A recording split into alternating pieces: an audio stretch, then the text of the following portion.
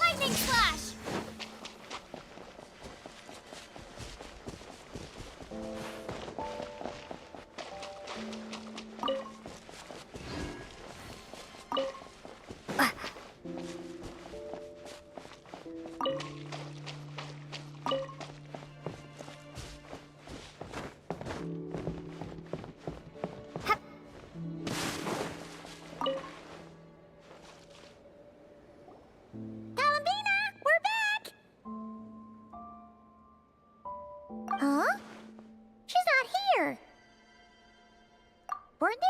Kuhenki here last time too? Where did they all go? Walkies? For Kuhenki? You're not pets, you know. Oh, well. Looks like we just came at a bad time. Let's try again tomorrow. There's still a few days until Moon Prayer Night, so we're in no rush. Besides, she needs time to rest anyway.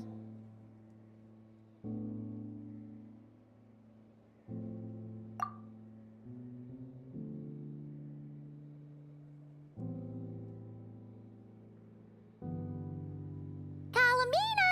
Are you back yet? Oh, how strange. Looks like she still isn't here. Right? It's not like her to spend so much time outside. Especially since she's worried about attracting unwanted attention. What about Luonatar? Luonatar, you there? Hey! Do you know where Kalambina went? Sorry, didn't understand. But if you know where she is, could you take us to her?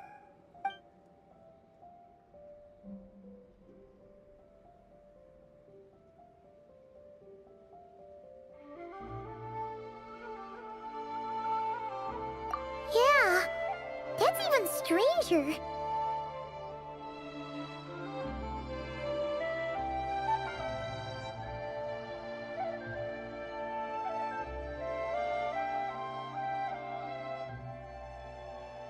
What about him? Oh, that's not good news. They change color when Kalambina gets weaker, right? And they look super pale right now. Good idea. She might know what's happening.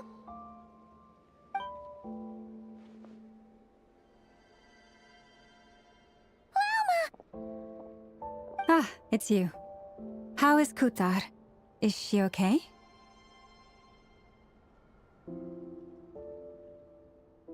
No, she hasn't. I came here to check on her after I noticed the flowers had changed color. Based on past precedent, she must be very weak right now. Even getting up to walk would be a struggle. It seems unlikely that she wandered off outside. Not to mention that she doesn't do that at the best of times either. So yeah, this is super weird. No. Very few people are in the know about Kutar's whereabouts. And if anyone suspicious had visited, they'd have left some sort of evidence. Come on, let's go to Nasha Town. If anyone has seen her, someone there will know about it. It's not Kry's information hub after all. Makes sense. Let's go!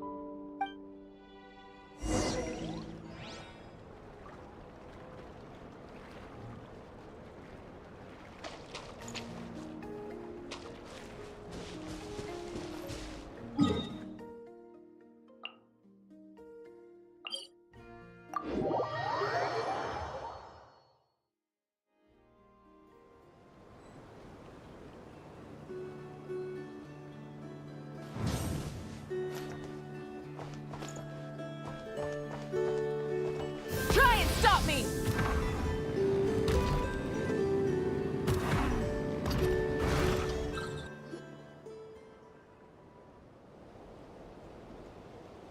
Wait a moment. Is it just Paimon, or is this stall kind of suspicious? It's never been here before, right? No, I don't recognize it. Alas, your free and easy adventure time is over. Now, prepare to face the final boss of Nod Cry. Whoa! Where'd that voice come from? Not sure, but it's definitely hostile. No, no, no, not that way. The final boss is right here. The sniffer mole? That's the final boss? Surely not. Also...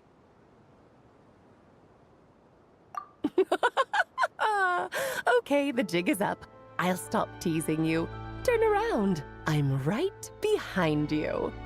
It seems I've managed to leave quite an indelible impression even though you've never seen my face. Ah, nothing could make a great maid more pleased with herself.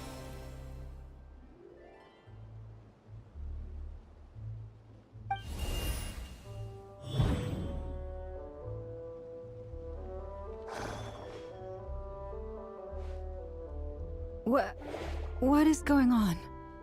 I've heard that all the big shots in Teyvat have long, wordy titles that stun people speechless when they make their entrance. Unfortunately, none of them are affiliated with the Hexen Circle, and we ourselves keep a very low profile. The notorious name-dropping doesn't quite work for us. Still, I, for one, think I'm really quite amazing. So that didn't stop me from coming up with a title anyway.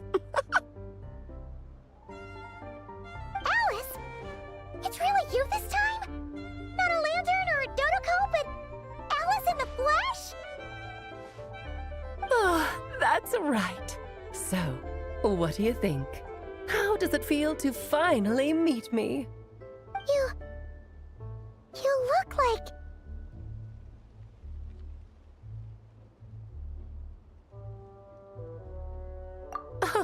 What is that supposed to mean, I'm the mother of Klee, Teyvat's #1 cutie. How old could I possibly be? So she's a friend of yours? Kind of. This is actually the first time we've seen her in person. I see. Madam Mage, that was, quite a powerful entrance. I certainly won't be forgetting it anytime soon. It's okay, Lauma, don't force it. Paimon will do the honors. This is Alice from the Hexen Circle. She's a friend of ours. And of Arcus, too. That's right. She's a good person, just kinda... unpredictable. Well, what is the human heart if not unpredictable? If we could not do as we please, how would we differ from machines? I am Lauma, Moon Chanter of the Frost Moon Scions.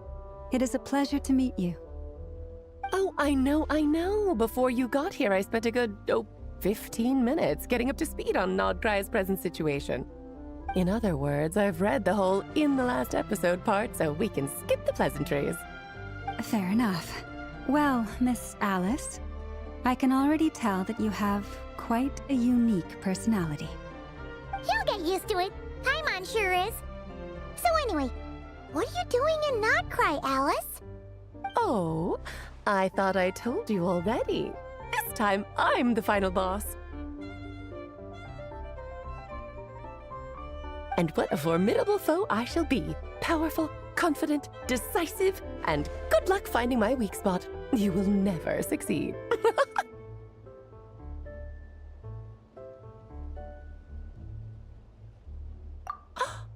Oh, drat! My one weakness, and you found it in an instant. Fate has been dealt a devastating blow. Thus falls the great Dodo King. Why are you playing along with this nonsense? For funsies, of course. What's wrong, Paimon? Are you disappointed in me? Am I a gigantic letdown? No, it's just... you seem like a busy lady. And this is the one time you've shown up in person. Paimon figured it would be for something more high stakes than just goofing around. You're quite right. I'm here in Nodcry because something big happened. Something big enough it caught the attention of the Hexen Circle. It concerns the 3 moons, Teyvat's borders, and of course, the moon goddess you are currently searching for. Kind of. Why don't we discuss this over a pot of tea? My main reason for coming on this trip to Teyvat was, of course, to have some fun.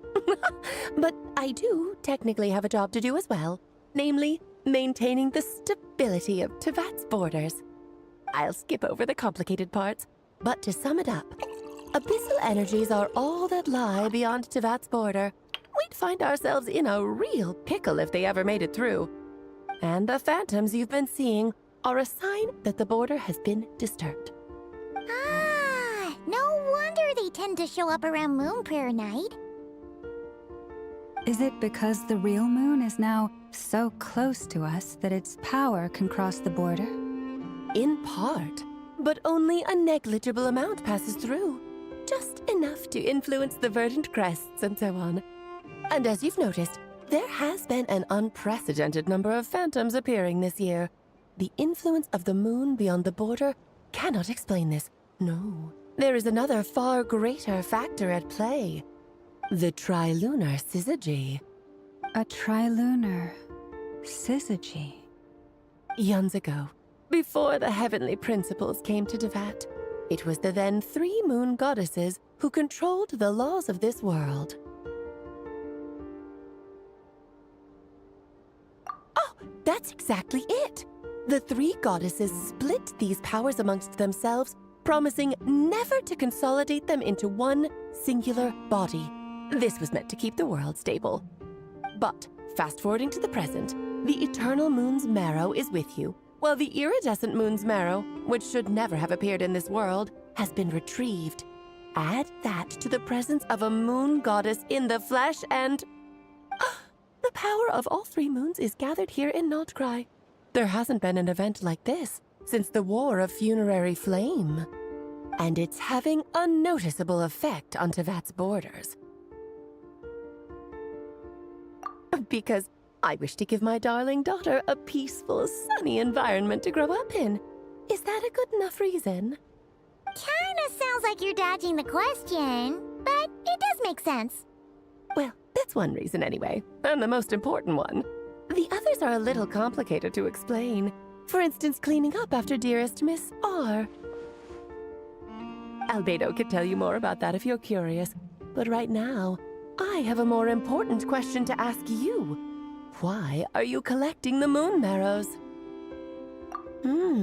I see. Nicole told me about that legend once. Nicole? You mean Mage Anne? Oh, so you remember. Yes, of course. That was a story about fate, her area of expertise. But back to the story of our dear moon goddess. I'm afraid her intended method of returning to the moon is unlikely to work anymore. What does that mean? She may be missing, but she hasn't gone anywhere. She has disappeared.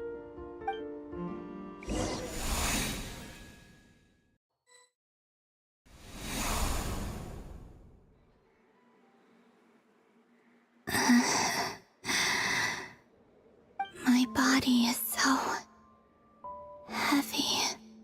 Wait, no. It's my mind that's heavy.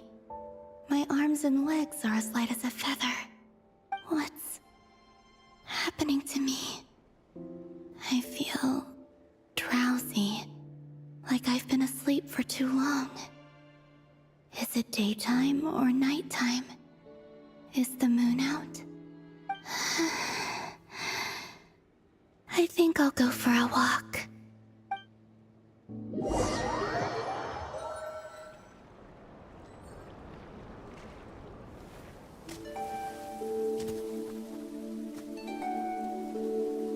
Are you out for a walk too? Huh?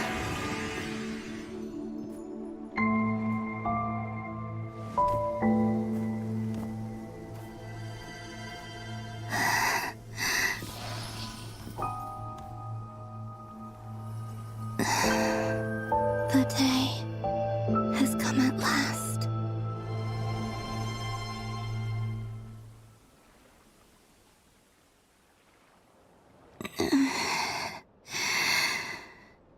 Have I grown so weak that I can't even sustain my physical form?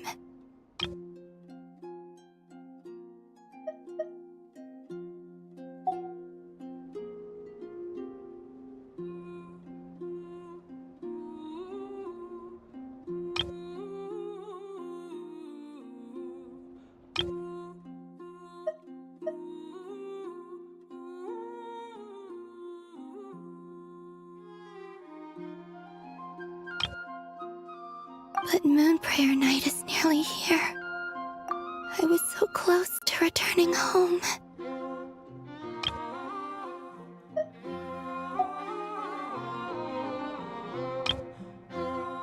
But Moon Prayer Night is nearly here.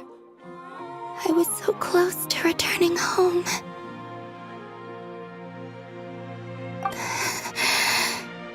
Death is near.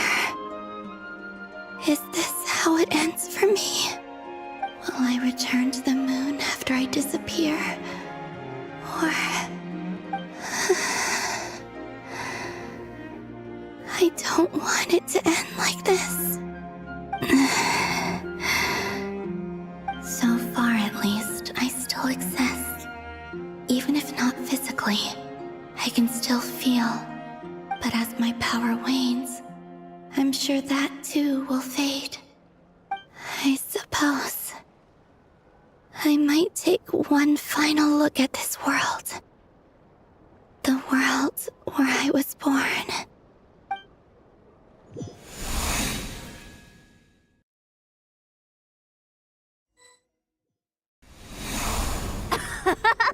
Come on! Come on! Wait for me! The Frost Moon Enclave. How much it has changed since I was born. These decorations, they're so heavy.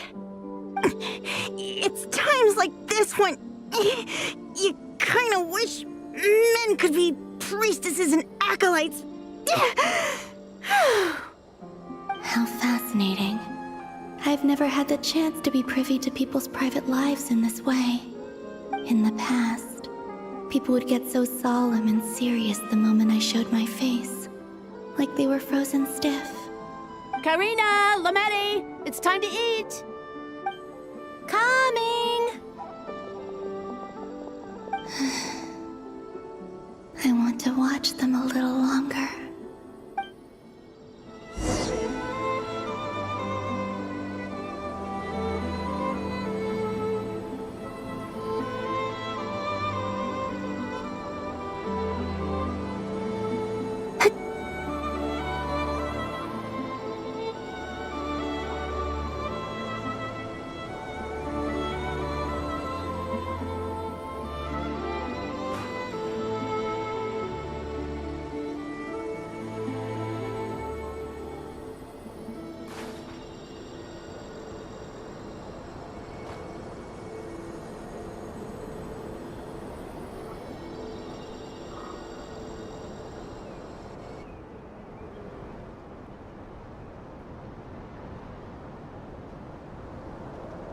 I'm sure you're both tired from playing all day. Come on, eat up. A plain, humble meal. That has always been the way of the Frost Moon Scions. Huh? How come Lametti got a midsummer berry dessert? Oh, I always get Lockaberry. I don't mind sharing. You can have a bite of mine if I get to have a bite of yours. They're sharing food? I've never shared food with anyone before. Even at the Harbinger tea parties, everyone just ate off their own plate. And when I couldn't finish my food offerings from the Frost Moon Scions, they'd leave the leftovers out under the moonlight for the animals to claim. Hey! That was 2 bites! Oh, then you can have another bite of mine. Oh, you too. Oh, don't fret now. Here, have some of Granny's too. So this is what it means to be family.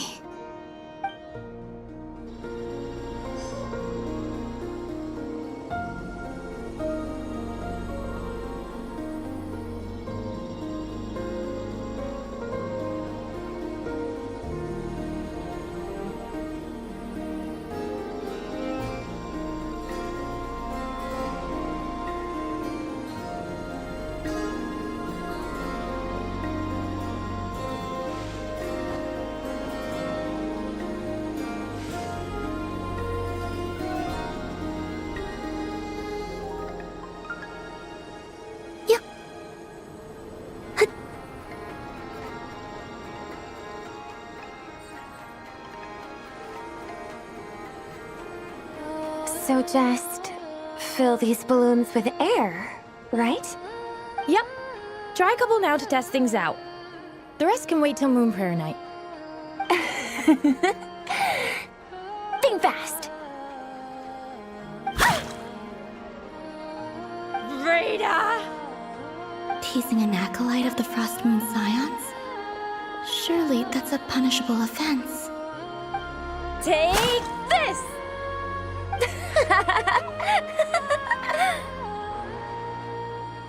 Huh?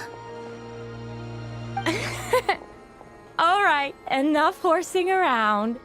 Lady Lauma gave us a task. We should get back to it. The task is just to check that the balloons don't leak, right? Doesn't matter if we fill them with air or water. Yeah. Okay, you got me there. And you got me there. But still, we can't use all the balloons before the festival even starts. We won't use all of them. And as long as Lady Lauma's trusted acolyte doesn't snitch, this can stay as a little secret between friends. A couple more can't do any harm, right? Oh, you menace. Then, think fast! Is pumping a balloon full of water really so much fun?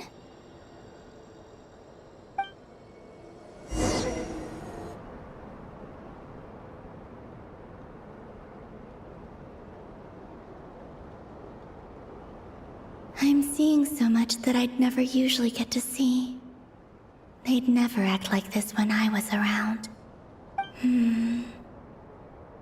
It's nice, being able to just watch people in peace in these final moments. What a rare opportunity. I think I'll go take a look around Nasha Town, too. Maybe the Traveler will be there.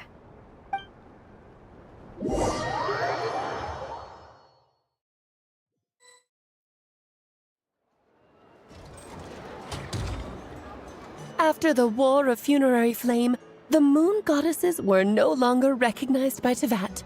They lost the whole foundation for their existence. That's why the Moon Goddess's strength is fading. She cannot withstand the world's rejection of her.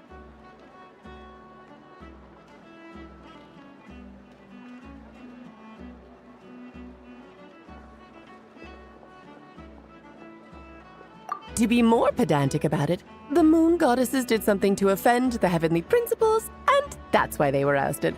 Something of a recurring theme in Teyvat's history. Theoretically, speaking so candidly should put me in their crosshairs too, but they can't tell me what to do. I'll say whatever I want. Anywho, the Moon Marrow energies were but a drop in the bucket for her, and that battle against the Ray Hair of Solnari only weakened her further. Fortunately, it happened close enough to Moon Prayer Night when the Kuvaki concentration here is high. That's the only reason she managed to survive this long. What do you mean, fortunately? You said she disappeared. We're too late. Oh, what a headache. I thought this was all common knowledge. I guess I have some more explaining to do. Okay, buckle up. It's time for another lecture.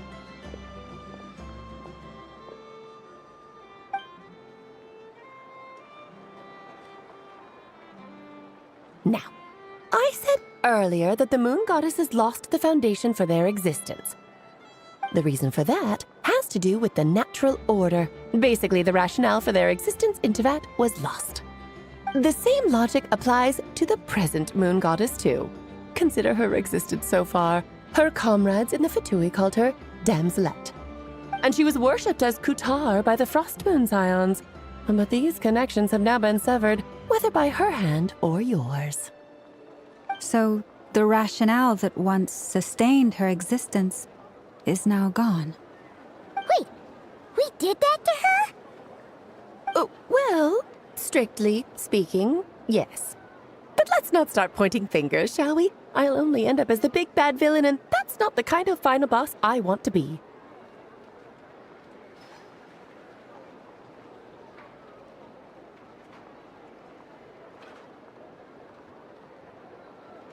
Of course I do. I'm only the greatest mage in the whole entire world.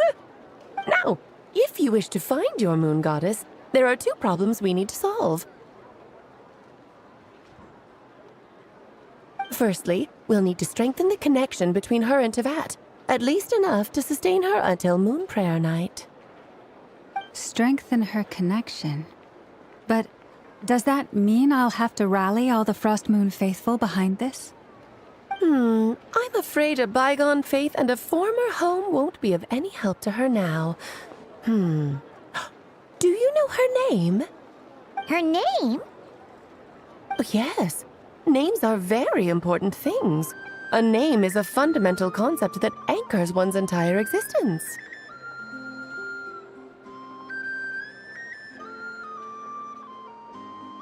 Then your first job is to find it.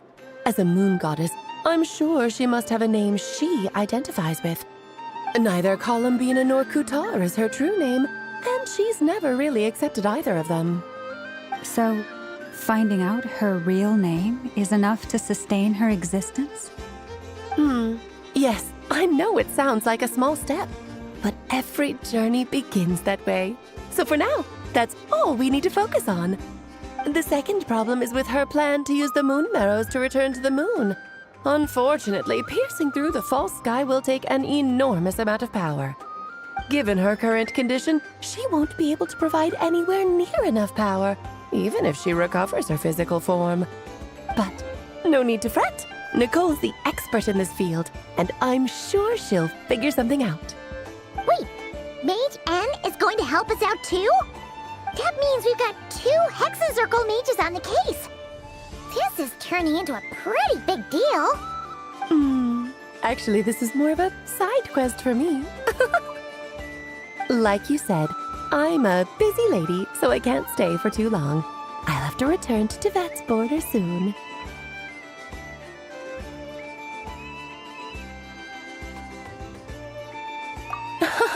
That's the upside you get for looking out for my little Klee. Hopefully that will incentivize you to carry on keeping her company in the future. Anyway, jokes aside, you'd better get moving. It will take quite a miracle for the moon goddess's consciousness to hold out till Moon Prayer Night. Oh, I suppose I might as well tell you where Nicole is before I leave. Off you go now. Time to meet your new friend. Oh, yes, and a little suggestion. Don't forget to mind your heads. What? I wonder how Durin's doing.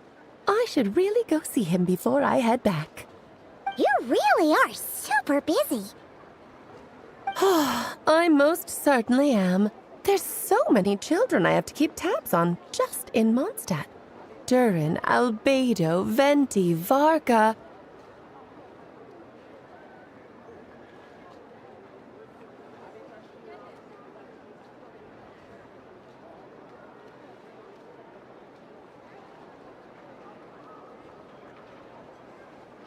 Klee didn't make the list, huh? Of course not.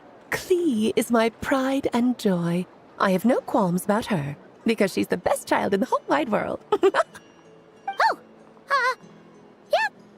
Klee's a little angel. I'm glad you agree. Well, all the best. See you when I see you.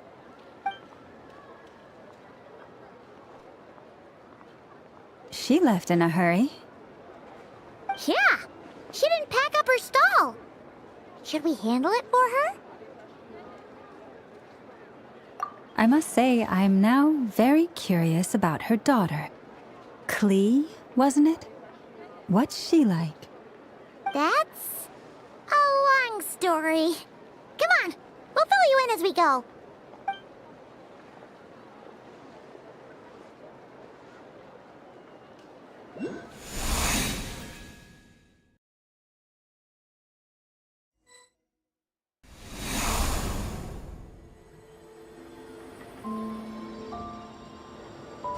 What a lively place.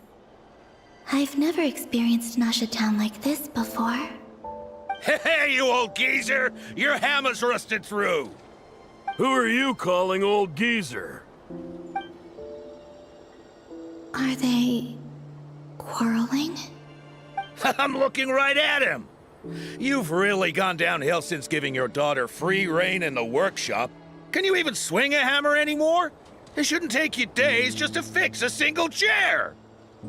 You might as well use that hammer to massage my back for all the good it's doing. Don't run your mouth, or you'll get a back massage that'll put you in bed for the rest of your life.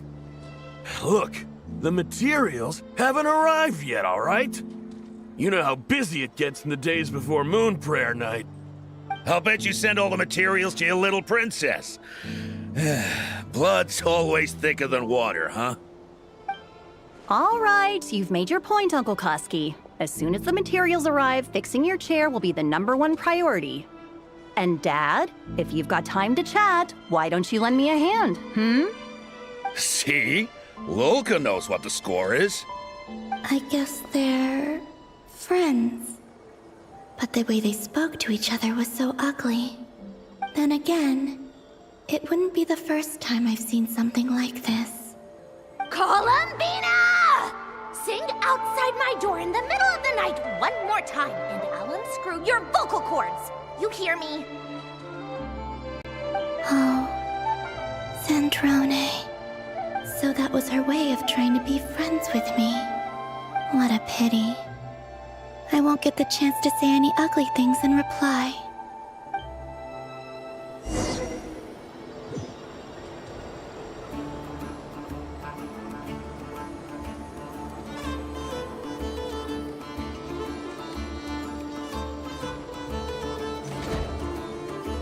Yep.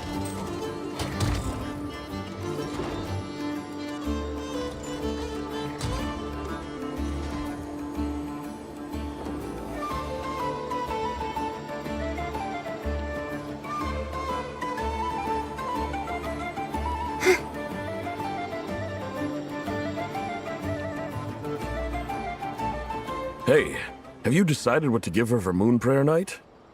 I sure have. She's gonna get the surprise of her life when she's least expecting it. Then I'll whip out the ring and pop the question. The surprise of her life. What a fun turn of phrase. Cool, I get the picture. You can spare me the gushy details. Ooh, looks like we have a customer. Hello there, ma'am. Would you like some Moon Prayer Night candy? Huh?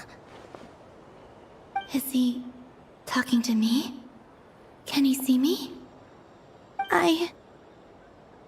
Here you go.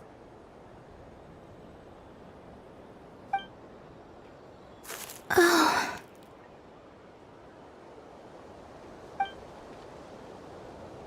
Come back anytime. Right. Now, where were we? I don't know why, but I still held out hope.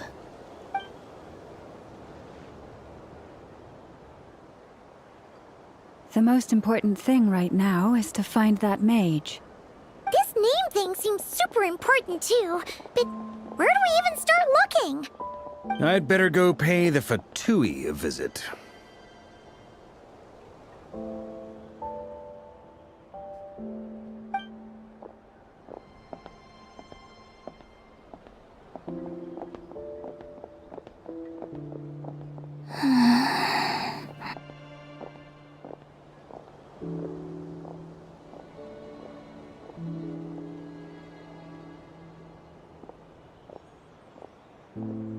Columbina?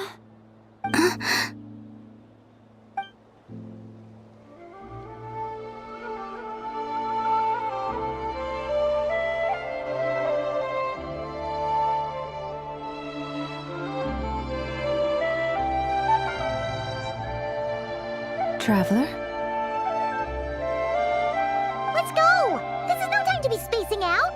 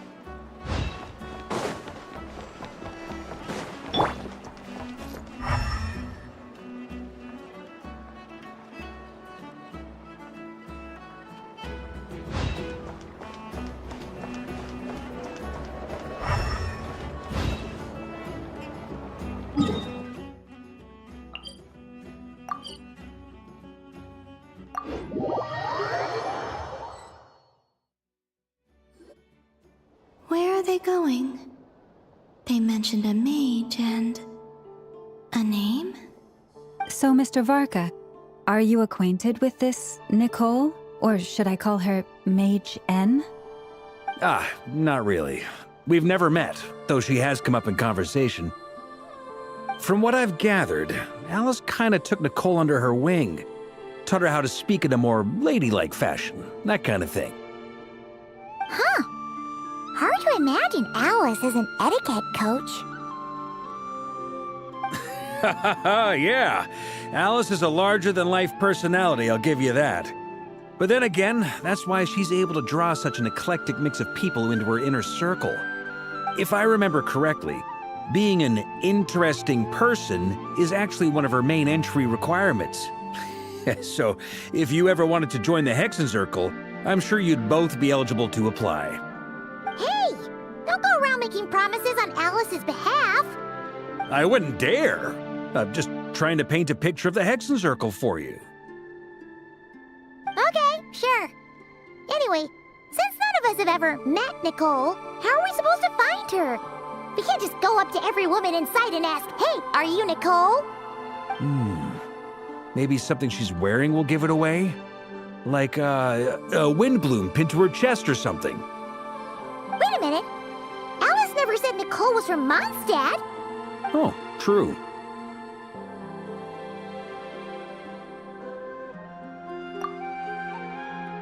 That would be this young lady, then?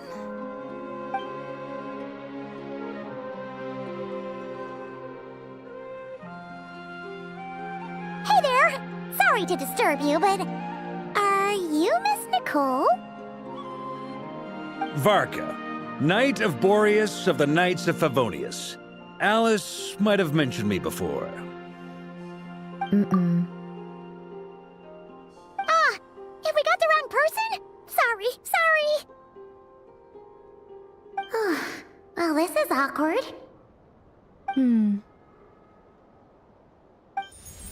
When I shook my head, I meant, no, Alice hasn't mentioned you before.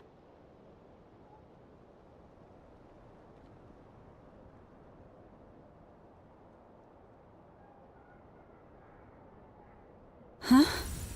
Where is this voice coming from? My apologies. For certain reasons, I am unable to speak.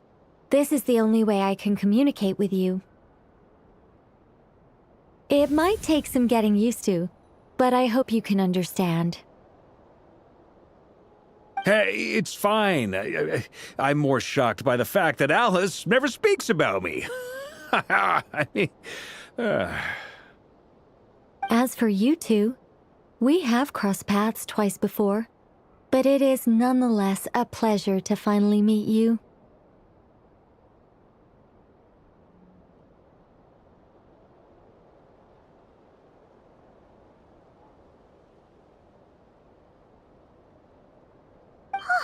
It's really you! Thanks for all your guidance in the past! You're quite welcome.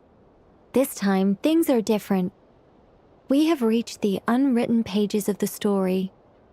You might say that we stand at the crossroads of fate.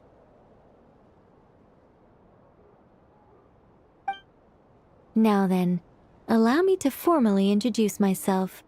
My name is...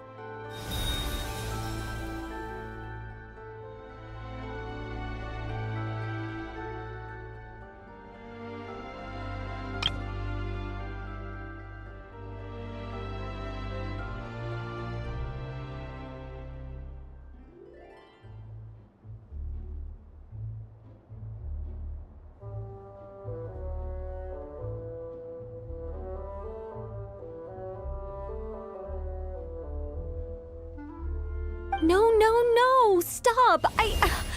Alice! I can't believe it! I had a whole speech prepared. I'd agonized over every single word. She always picks the worst moments to ruin other people's plans.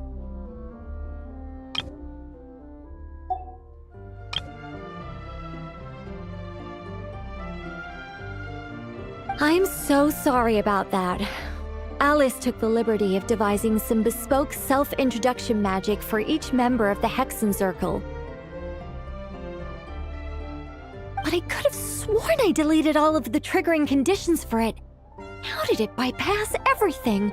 Oh gosh, this is so embarrassing. This is a very different side of Nicole than what we're used to. Is she not used to face-to-face interactions?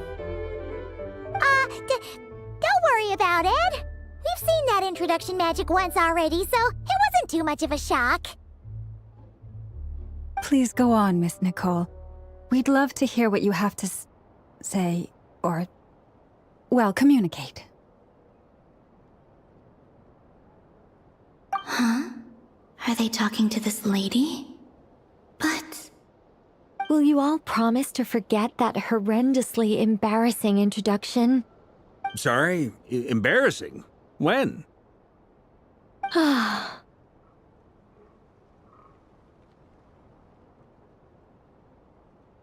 Yes, my name is Nicole, and I am one of a very few angels who have retained both their preferred form and their power. The Traveler and Paimon should be no strangers to this concept. There is another of our kind in Natlan. They call her the Lord of the Night. All right! Paimon remembers her. Yes. Well, I have retained more of my power than she. It's because I don't have a long-term duty to fulfill. To be more specific, no. We'll be here all day if I get into the specifics. Moving on. If I'm not mistaken, you are here because you wish to learn how one might reach the moon beyond the sky. That's right. Is that something you can give us any guidance on? Yes, I do know a way. It began with the Hyperboreans, who lived after the War of Funerary Flame. Blank looks. Maybe I should start with the background of the war. Or maybe not. It shouldn't be an issue. I'll fill in the gaps for you when we have more time. Anyway, after that war ended, the three moons retreated to beyond the false sky. The Hyperboreans were humans I once aided. They accepted the civilization and creations bestowed upon them by the angels. But despite accepting many blessings of the angels, many among them still held on to their faith in the moons. They were reluctant to accept the new order. Even after the War of Funerary Flame, they sought to contact the moon goddesses beyond the sky and receive their guidance. But all three had passed away by that point.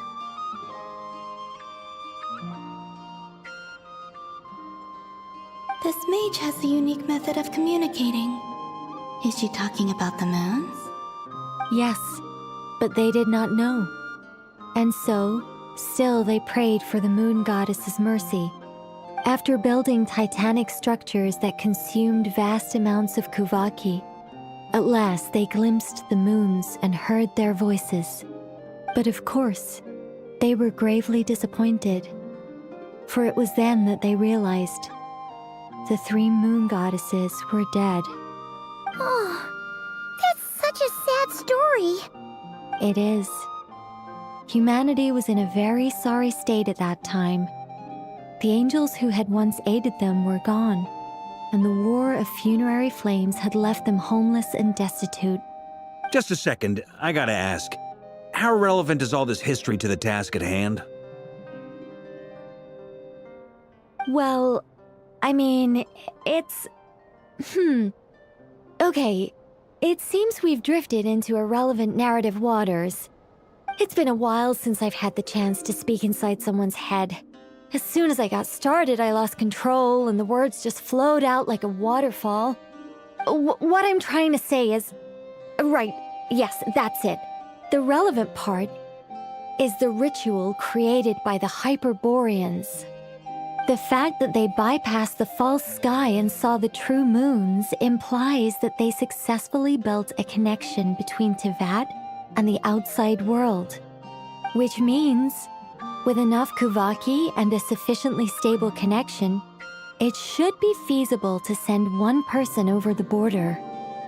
Okay, so they built some kind of portal? Oh, yes. A portal. Yes. Is something wrong? You sound disappointed. I just didn't expect you to summarize it so well. It turns out I could have said all that in one word, if only I'd managed to think of it. No, please, it's fine. This is invaluable knowledge. I'll be sure to record and preserve everything in writing. Oh, really? Well, in that case, I suppose I could backtrack and add some more detail. I did gloss over a few things so far. Whoa, whoa, whoa, time out. Let's summarize what we've got first. The Hyperboreans were the last ones to use this method, right? So we somehow need to find whatever structure they built and make sure there's enough Kuvaki to power it up. Luckily, we have the moon marrow of both the eternal and iridescent moons, so we're all good for Kuvaki. Which means the key issue we need to focus on is finding the place. Am I right so far? Yes. Although I expect the structure is long gone by now. That said, what if we could take advantage of the phantoms to travel back to a time when it still existed? Well, travel back isn't quite accurate. It's more like we'd be creating a handshake between 2 points in space-time. We wouldn't even have to pick a time when it still existed. It could just be a time when it still appeared in phantom form via projection, or we could project our own phantoms, fold them together, and... You look lost. Was that too hard to follow? Yeah, things got a little, technical there. Paimon's brain is reaching capacity. All right. Let me think about how to put this more simply. Okay, got it. Over the next few days, I'll search for phantoms that we can use. Once I find one that meets the criteria, I'll let you know and we'll regroup. By completing certain rituals, specific individuals will be able to enter the phantom and make it to the Hyperborean structure. If everything checks out and it looks feasible, we'll just need to wait for Moon Prayer Night, and we can send the Moon Goddess back home. I'm really skimping on the detail here. Is this making any sense at all? I think so. For now, we'll just wait to hear from you. Yes. Basically, yes. Great. Counting on you. In the meantime, we'll focus on finding the Moon Goddess's name. My name? Are they looking for a way to stop me from disappearing? Excuse me, Miss... Go on, Miss Nicole. This conversation was a little all over the place. I didn't catch your name. I am Lauma, of the Frost Moon Scions. Ah, I did wonder. I noticed that you listened very intently when I spoke about Hyperborea and the moon's history. If you'd be interested, I'd love to visit you this evening and go through it again in greater detail. Also, if you were serious about making a record, it would be too risky to simply write down the raw details as is. I would suggest some tweaks. Maybe rewrite the stories as fairy tales or fables, perhaps even prayers. Anyway, we can cross that bridge when we come to it. So, see you later then? Oh, and no need to prepare anything. Just a cup of tea will do. See ya! She seems friendly. It's just... It's so nice to find someone who's actually willing to listen. I've been dying for a chance to finally go through all this systematically from start to finish. Any longer and I'd probably start forgetting it. Now Paimon gets why Alice told us to mind our heads. Ha ha ha ha, what did I tell you? A lot of quirky people in Alice's orbit. Now then, the next order of business is, where do we start looking for the moon goddess's name? Maybe the rest of what Nicole has to say might give us some clues. Once I've heard her out, I'll summarize the salient points and share them with you all. I'm also inclined to review our other documents. Yes, our faith was first established by our Hyperborean ancestors, but many of the more factually accurate records are from after Kutar's birth. Sounds like we're gonna follow Columbina's journey through Devat, huh? In that case, we'll start by heading to the Frostmoon Enclave. Sounds like a plan. Take this with you. I'll see about getting in touch with the Fatui. It'll probably just be Arlecchino and Sandroni again.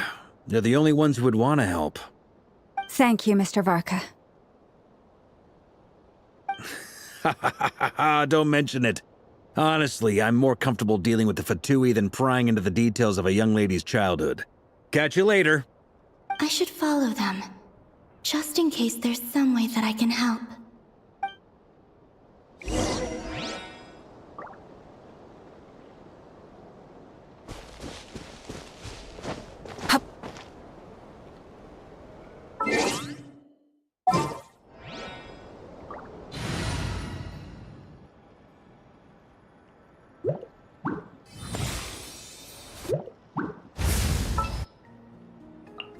Any promising leads?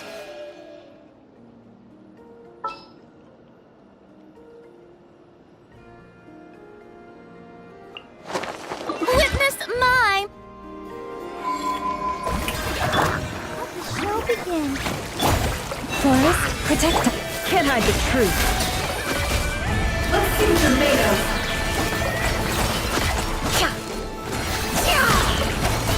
Let's see tomatoes.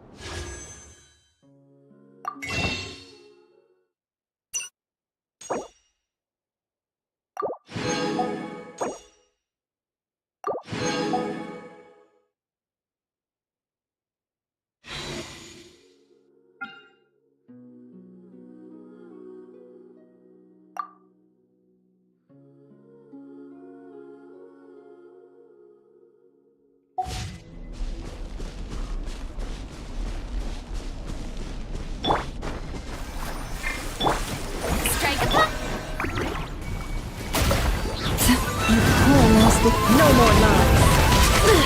How farcical.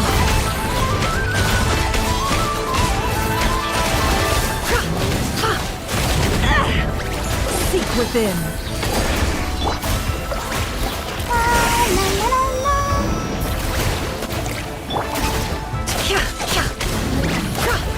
I saw this coming.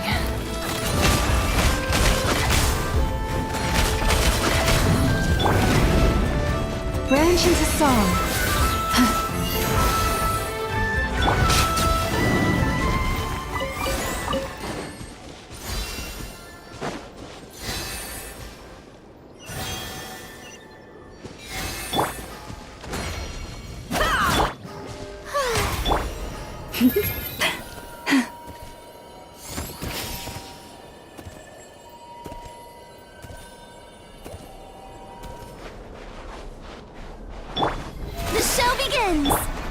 I'll protect us.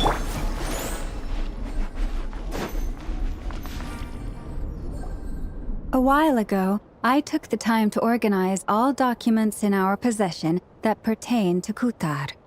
What you see here is the material I consider reliable. You're saying there's unreliable material too? Yes. Most of the information we have was transmitted through an oral tradition.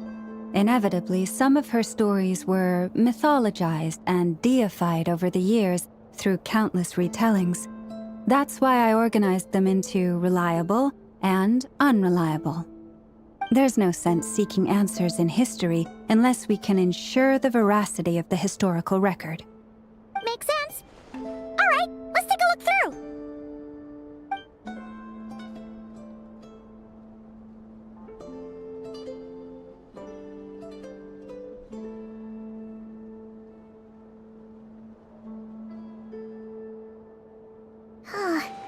Almost all these records refer to Kutar instead of Columbina.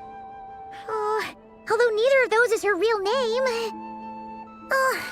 Paimon's not sure what point she's trying to make. What we can gather from these records is that the Frost Moon Scions worshipped her as a god, placing impossible expectations upon her. I cannot fault them for their earnest faith, but for all their devotion, worshipping her day in, day out changed nothing. I imagine that none of it resonated with Columbina. It wouldn't surprise me if, even back then, she had already begun to reject the name Kutar and everything it represented. Lama speaks the truth.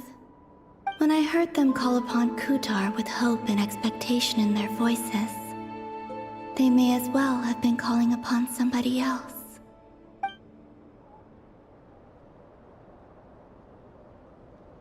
Well, that's a bit complicated. I looked at the level of detail, perceived authenticity, prose style, and how realistic their portrayal of Kutar seemed to be. Amongst the Frost Moon Scions of today, only I know of her existence, and I alone have spoken to her face to face. As such, I know that there are certain things she simply would never do. That being said, I have sensed some changes in her lately. Changes? Me? Seems like this is getting us nowhere. For what it's worth, why don't we check the unreliable sources too? Sure. Give me a moment.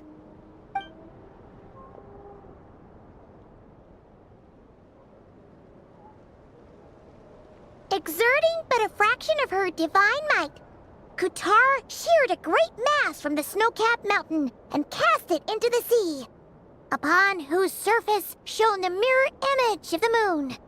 Thus was formed the island of Hisi. Yeah, right. That doesn't even begin to pass the sniff test. The 3 moons are naught but lies through and through.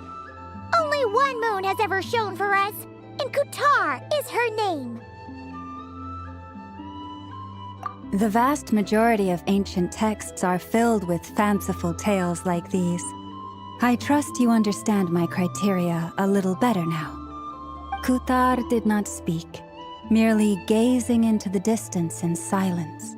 And where her gaze landed, this was her prophecy. Clearly, whoever wrote this text never even met Kutar. Otherwise, they'd know that her eyes are always closed. What about you, Traveler? What are you reading? Come on, let Paimon see. The child wished to build a wooden nest with which to shield the fledgling bird from the cold. But being so young and lacking in strength, the child could not snap the branches from the trees. Kutar was passing by. Upon seeing the child, she summoned forth the Kuhenki, who built a beautiful nest for the child. I remember that. Not knowing the meaning of Kutar's divine intervention, the child dared not to respond, and thus ran home to call their parents. But Kutar was gone. The moon chanter declared the event a miracle and took the nest as a relic, placing it on high for all to see. The child was named as one favored by the goddess and was greatly respected amongst the people. Yet, no further miracles were bestowed, and this matter was forgotten in but a few years. Huh. Any thoughts after reading that? Yeah. Columbina probably just wanted to join the kid in making nests. Ah. I'd originally considered this a fabrication, because Kutar did not perform any similar actions in subsequent records. But now that I think about it, it does seem like something Columbina would do. It's just that... She didn't know how other people would interpret her actions. She was probably worried about making things difficult for people. So, she gradually stopped joining in. Yes. Oh, that's so sad.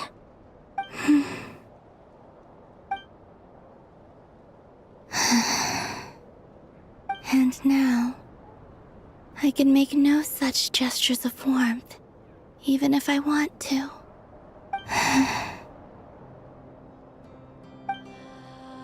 Still no name. That's a bit of a shame. But we did learn some interesting stories. That's gotta count for something.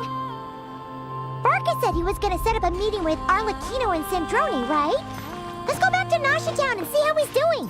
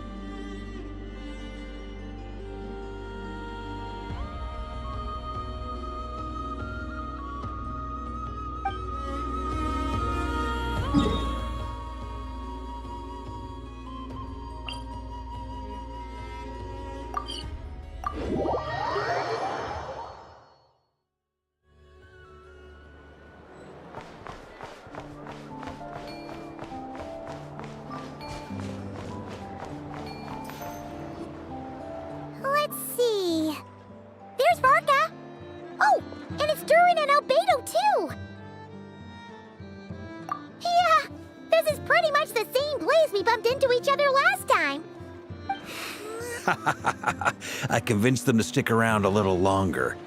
We were all waiting on people, so I figured having a little company would help pass the time. Ah, so you've been waiting for us? Does this mean that you've already arranged things with the Fatui? Sure does. Now you're back, we can go meet up with them together. How'd your investigation at the Frost Moon Enclave go? Well, we didn't find out Columbina's true name. But apart from that, it went pretty well. Aha, just as well that I didn't tag along then. I'm sure our moon goddess wouldn't want every man and his dog knowing all about her private life.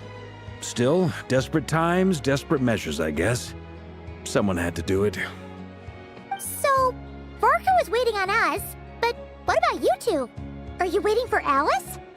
Oh, no, we already met with her. We discussed that experiment I mentioned to you last time. Oh, and she also handed me this communication device. That's right. I understand she informed you about the relationship between the phantom phenomena and Tevat's borders, yes? She wants me to help her with some more experiments on that front. She said that she'll contact me through this device with more information. Ah, I see. Following instructions and making observations. Pretty common research method. Takes me right back to Albedo's lab.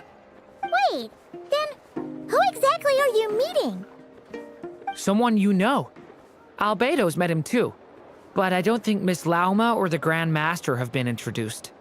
Introductions are overrated, especially in cases like this.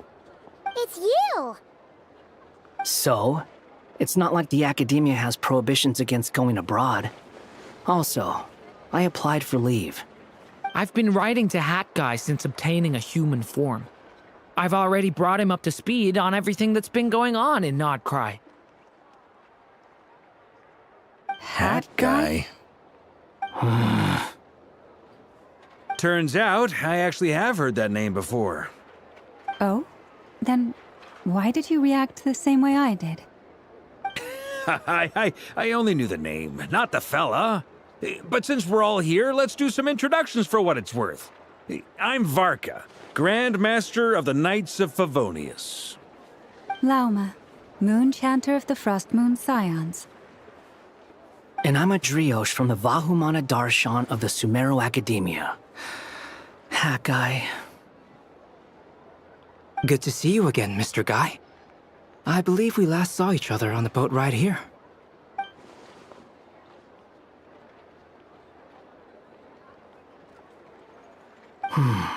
Mind you, the only reason I came here is because there's someone I want to look into. Who's that? The Doctor, also known as Dottore, second of the Fatui Harbingers.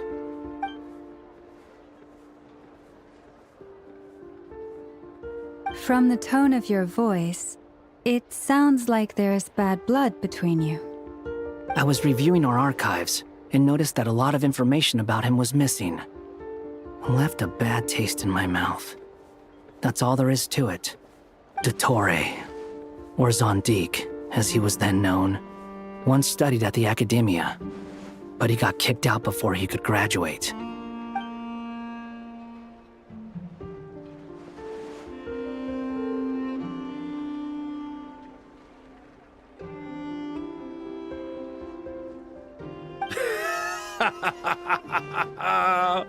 So the Harbinger's #2 man is a college dropout? How embarrassing for them. Last we heard, he was planning something. We actually heard that a few times before, even coming to Nokrai. But we haven't seen a trace of him since we got here. He only appears when something interests him. For all we know, he might have left already. But the fact he did something here at all is worth noting. It'll fill a couple extra lines in his file. Why does it sound less like a file you're writing and more like a criminal record?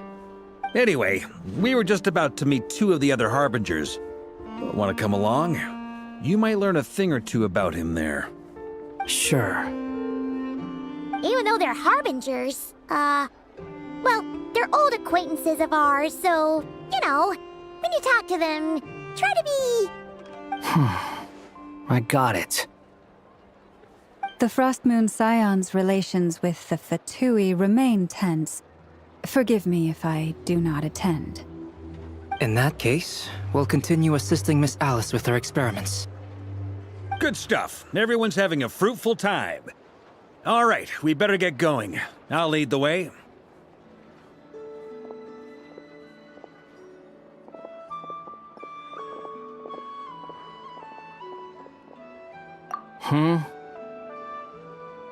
Well, yeah, that's obviously part of it. But I'm not the only one who has a score to settle with him. Neither you, nor Lesser Lord Kusanali, nor I want to see him meddling with things again. What's the hurry? Don't worry. Pigeons always know which way home is.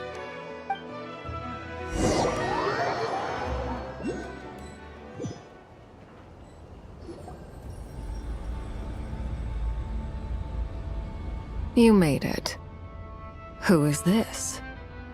A scholar from Sumeru. They call him Hack Guy. He's an old friend of the Travelers. Wait, this is the Academia representative you wrote about? He doesn't exactly look the part. I believe this will prove my identity. You'll notice it bears the seal of the Sanctuary of Surasthana. Well, what do you know? So it does. All right then. My mistake. It's fine. I expected as much. What? So as I mentioned in my letter, the Academia's got its eyes on Dottore. But this matter remains top secret. Apart from those assisting in the investigation, the fewer people who know, the better. If anyone asks, I'm here in Nokrai to pursue my personal academic interests. Gotta say, Varka, you did pretty well to keep all this under wraps for so long. Sounds like you got in touch with the Academia about this way back. You flatter me.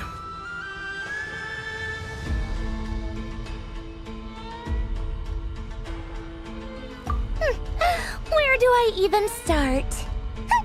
Remember that time we fought Rerir at Star Sand Shoal? He sure let me have it then, didn't he? I'll bet Dottore had that all sketched out, with me as his convenient little pawn. He could not care less about us if he tried, but hey! The feeling's mutual. Does Dottore really strike you as the sort who values his relationships with his colleagues? Fair point. Definitely not. Which is why I always keep my guard up whenever he starts making suspicious moves. To that extent, our motivations align. On top of which, I consider you trustworthy people. Now, back on topic. In the wake of the Reikir of Solnari episode, Sandrone and I grew suspicious about Dottore's complete inaction during the entire affair. So we tried to find out what he'd been up to, but unfortunately to no avail. He never lets anyone in on his plans. The more he cares about something, the more secretive he gets. Indeed. Perhaps he believes that by keeping a low profile, he can avoid trouble. But that trick isn't going to work on his colleagues. Yeah, I mean, he's been researching the ancient moon's remnants. And he's been trying to get his paws on the moon marrows. Only an idiot would believe he doesn't have something more planned. With this in mind, I returned to Snezhnaya and relayed my thoughts to Her Majesty the Tsaritsa, entreating her to have him recalled. That's pretty direct. Did the Tsaritsa agree? Yes. I made it abundantly clear that the Fatui's business in Nodcry is almost concluded, and we do not need 3 harbingers in this territory. Her Majesty concurred. Accordingly, Dottore has returned at her orders. I imagine he is continuing with experiments, which no one besides he would ever have any interest in. Common sense might mean nothing to him, but he's not stupid. He knows that no good can come from opposing the Tsaritsa. Smarts alone won't get him all the way.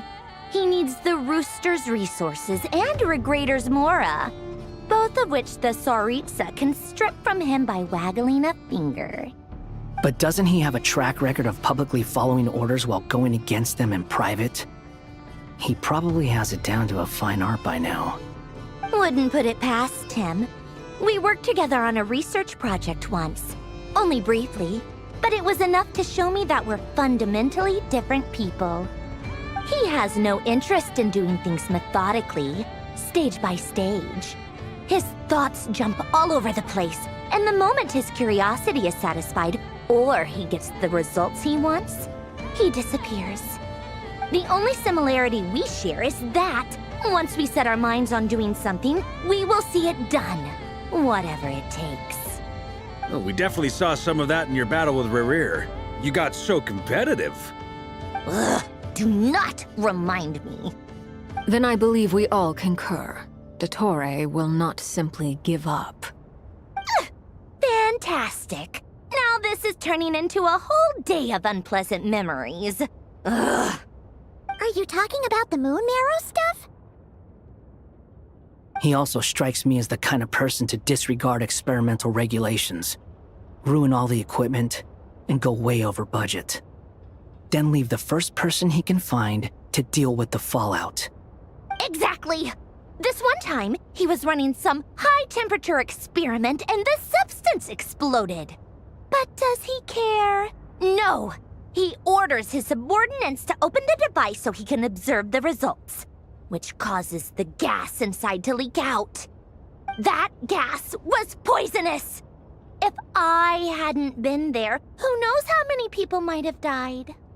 And after all that, he left, while I was still cleaning up after his mess. What a waste of time, he said.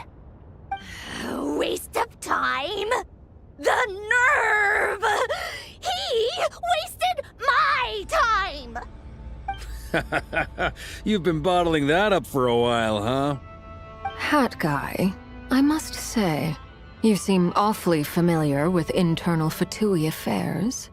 Especially when it comes to Dottore.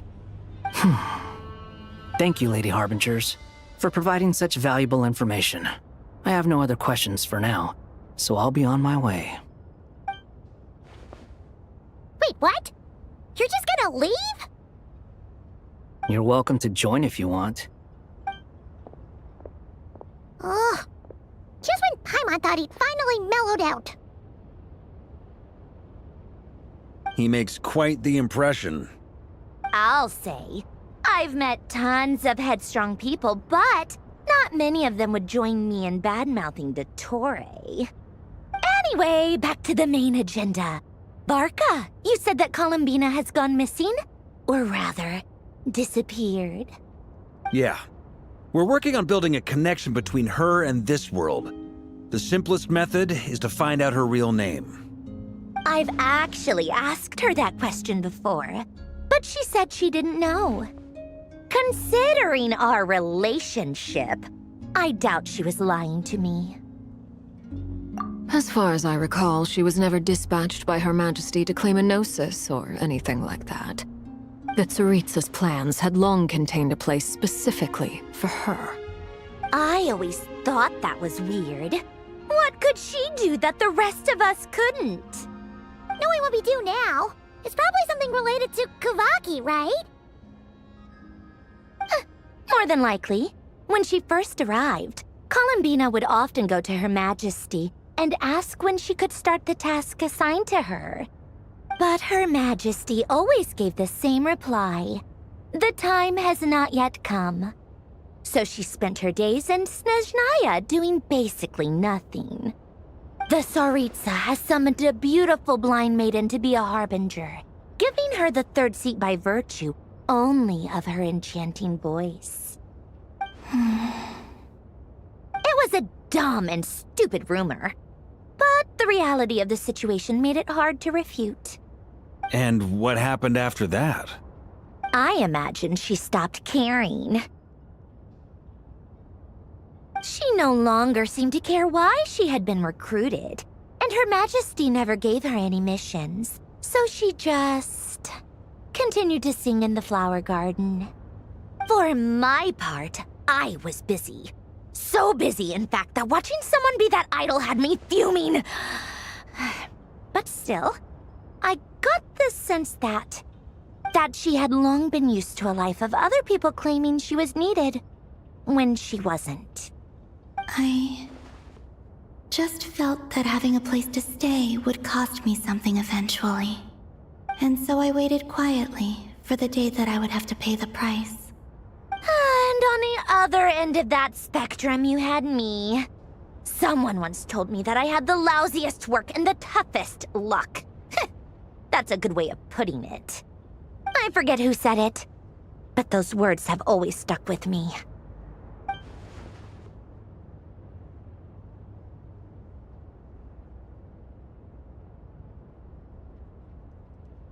But you've done your job exceptionally well all this time. Because at heart, you are a conscientious person. What is it? Something come to mind?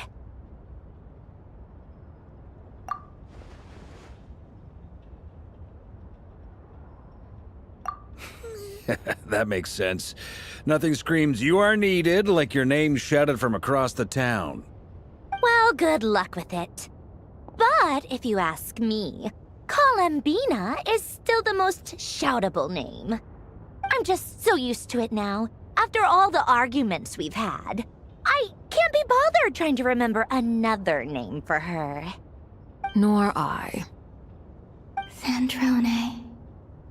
Harlequino.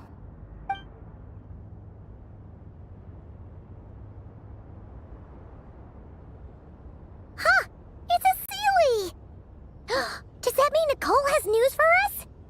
Ladies, I thank you for your hospitality.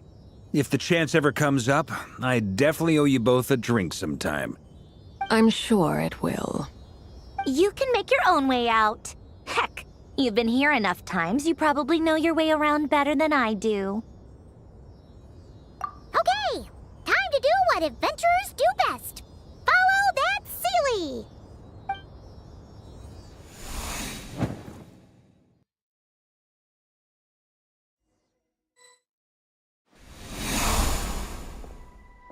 Here you are.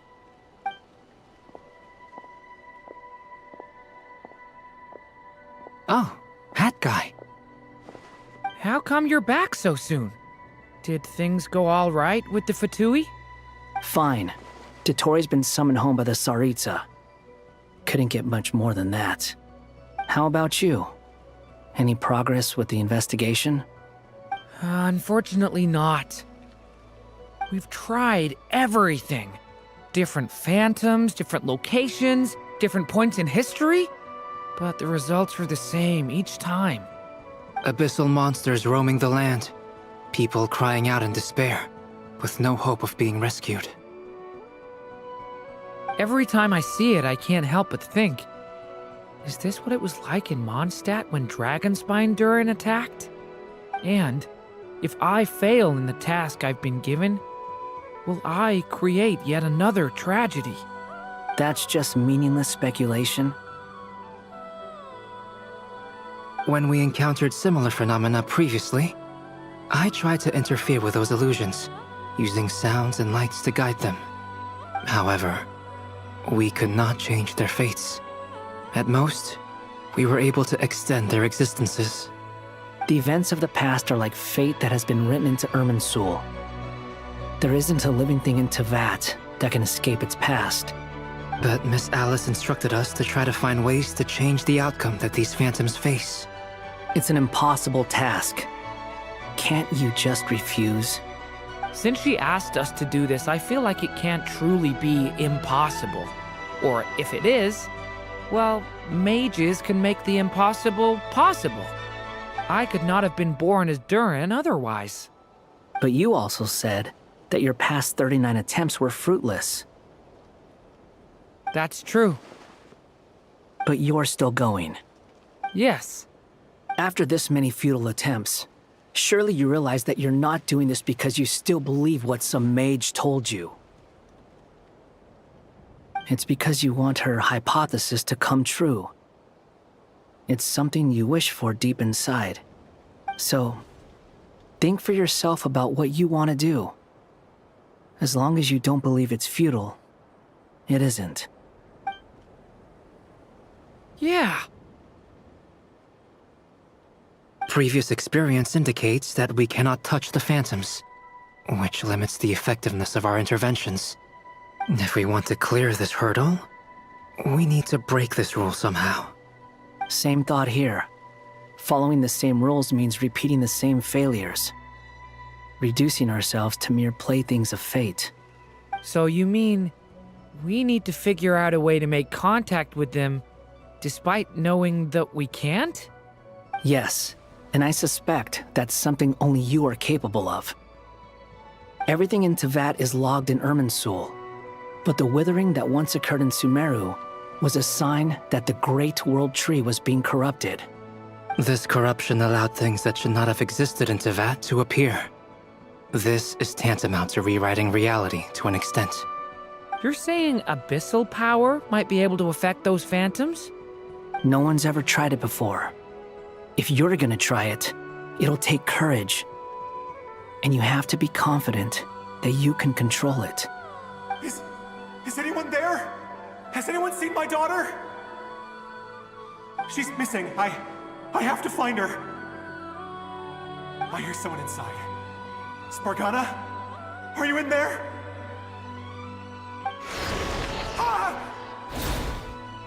If I can use my abyssal powers to warn him that there is danger here, maybe it'll change his decision.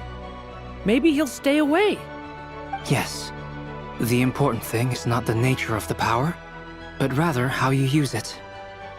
To intimidate and obstruct. Sounds about right for the Abyss. Well, let me try. I should be able to influence that thing. Have you seen a little girl? What? This isn't the time for that! Just run!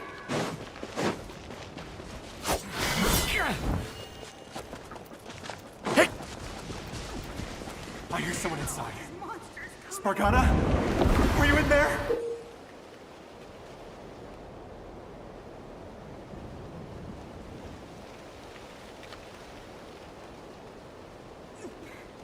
Where are all these monsters coming from?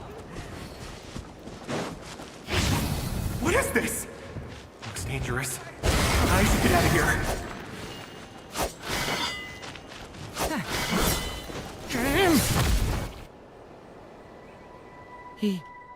He really left. Ha! We did it! Don't celebrate too soon. Follow him. See what he does next.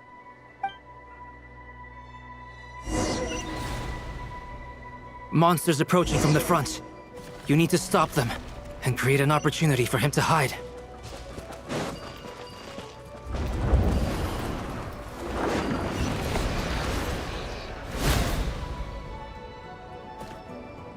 Help me!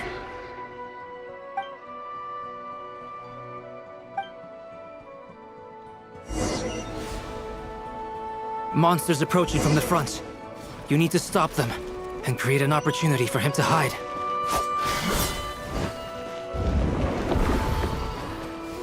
No! There's monsters ahead!